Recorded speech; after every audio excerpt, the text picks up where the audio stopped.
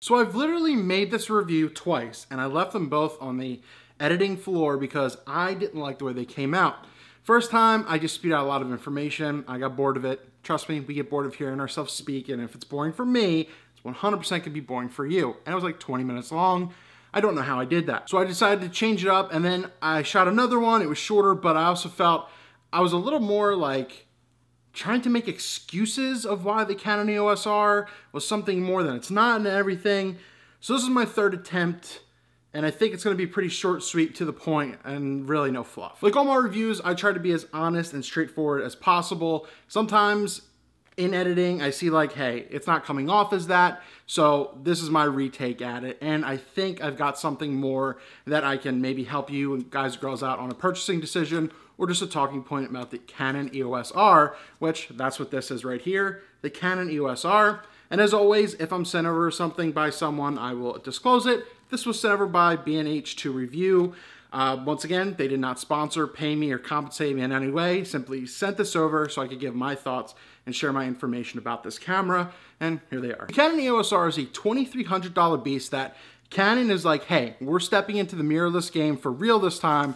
We're gonna do it. We're gonna try and compare to Sony. We're gonna try and counter whatever Nikon's doing, and with their Z6 and Z7, you know, what are we doing? And what came out was a disappointment to a lot of people. Now, the price point is something a lot of people are saying like, well, it's not as bad as Nikon or something like that with like the Z7, but it's also something that's probably $300 too high.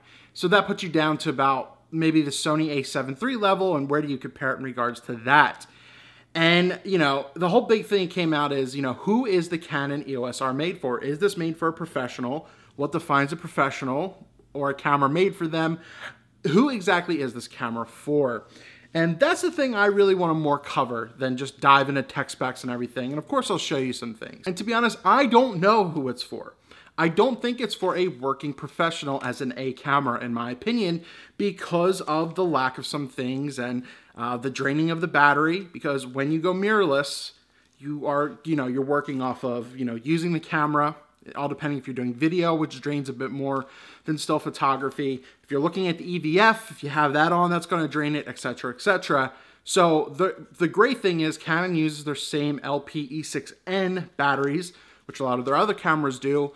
But like I said, it gets drained a bit faster, and that's one of the big things I noticed. Like a lot of the mirrorless stuff out there, Sony has improved a little bit, is the battery drain, and you can definitely feel that within this. But should that be a big deterrent? No. I just don't trust it for using it for like a professional gig, like a wedding or something like that. And there's a lot of photographers on YouTube and other people in blogs who've kind of echoed that same point.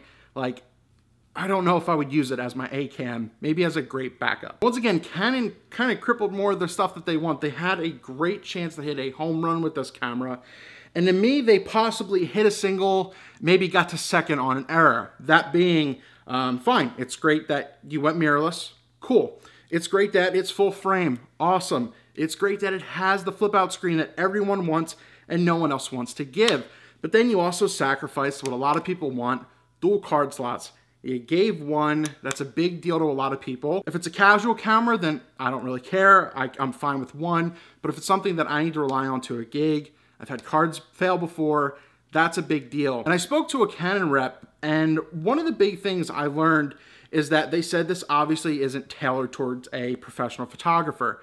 From the way they announced it, it kind of was, and that was the big throw-off. We are taking the next steps in the evolution of Canon technology.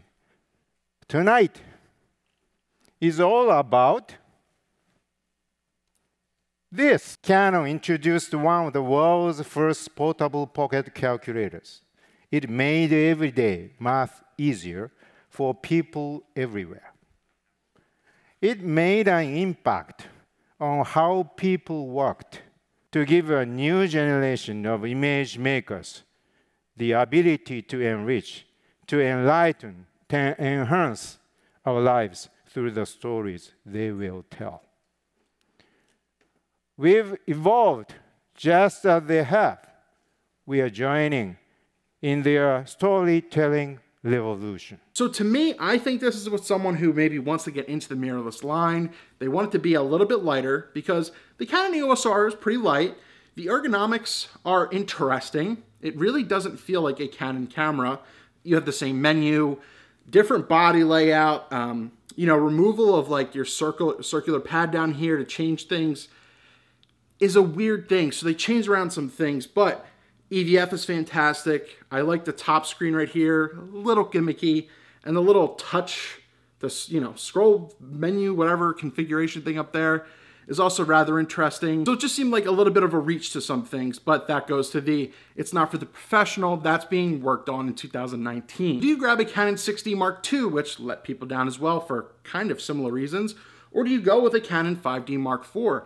I actually think this is a decent backup camera, something in there, something you can rely on, you know, just having in your body as a second thing. Once again, it's not totally overpriced. It's not $3,000.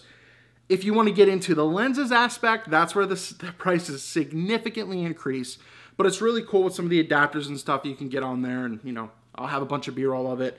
You can control some settings on the more expensive one, but you can use all your current Canon lenses to the new R mount. 30 megapixels, I think, is still probably a sweet point for Canon. They really like that, especially around like the Canon 5D Mark IV.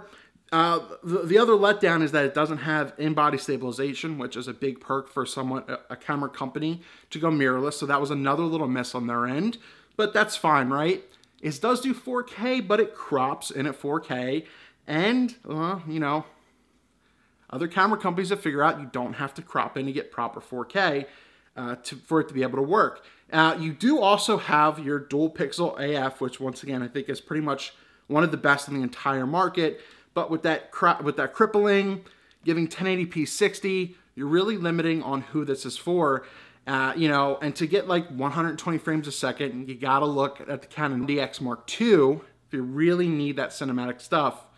But you're also paying $5,000 to $6,000 depending on what deal's going on at the time. I've had this camera for a few weeks, almost a month now actually. It's fast, the autofocusing fast, it's accurate, love the peaking. The video on it is fine, 1080p, looks great as usual. I know Max Uri did a more in-depth thing where he broke down basically all of the similar-esque cameras.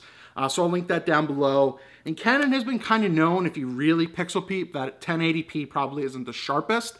I think it's kind of a ridiculous test, but for the money, if that's really something important to you and you're, for some reason, zooming in 700 times, then look at that. I never noticed an issue going to 1080, and I've never heard anyone complain in any of my videos. Dual autofocus is fantastic. It works as basically any other Canon cameras do. It's fast and snappy. I have right here shooting in 1080 the Canon EOS R with the 51.8, just something I could find on that RF adapter, and I'm just going to test the dual focus of it. I don't have any native lenses for this, unfortunately. I couldn't get my hands on them, but it should pretty much be almost the same thing. So I just want to go in and out and test a little bit. So, you know, here we go. Here's the 51.8.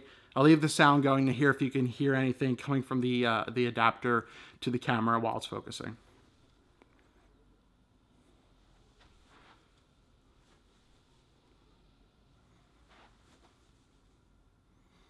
I'm also just referencing the screen as well, just to see how it's tracking, going from side to side.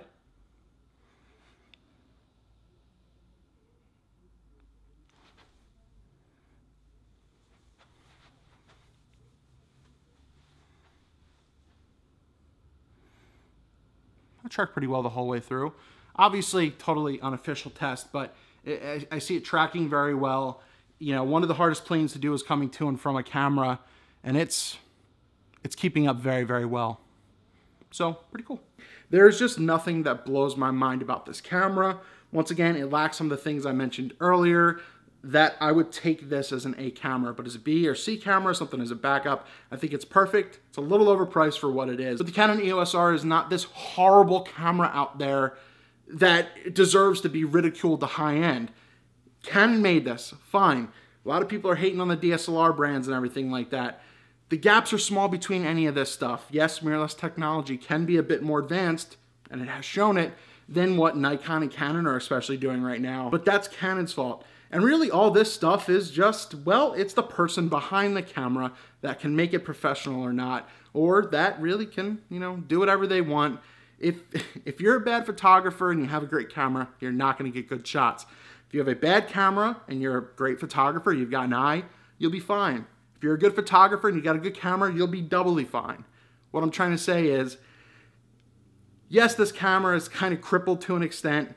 It is for someone, I think, who wants a backup and wants to be in the mirrorless line, that they can use their Canon lenses. But I think a lot more people are going to be waiting to see what the professional Canon mirrorless camera will be. As for now, I don't know. I have the Canon M50 right here. Crop sensor, like an 80-70D, and it does a lot of what I need. Has dual pixel autofocusing. Kind of has a lot what this has right here, and that's the point, kind of the miss. That's my thoughts. The Canon EOS R is a little puzzling. It's a great camera, fantastic image quality, crippled a little bit with some of the things that I mentioned, and it's not universally for everyone, I think. So besides the argument over one card slot, I know that's a big deal for a lot of people, and it's a deal to me, let me know your thoughts about the Canon EOS R down below, your honest thoughts. Enough with the dramatic, clickbaity BS and everything that some of the other people are doing in blogs and videos, but really talk about this camera. Video's decent. I mean, image quality is great. The Canon EOS R, not something that I would buy yet. They need to add a bit more. I'm interested to see what this professional thing will be in 2019. But let me know your thoughts about the Canon EOS R below. And I know it's probably not going to be the best.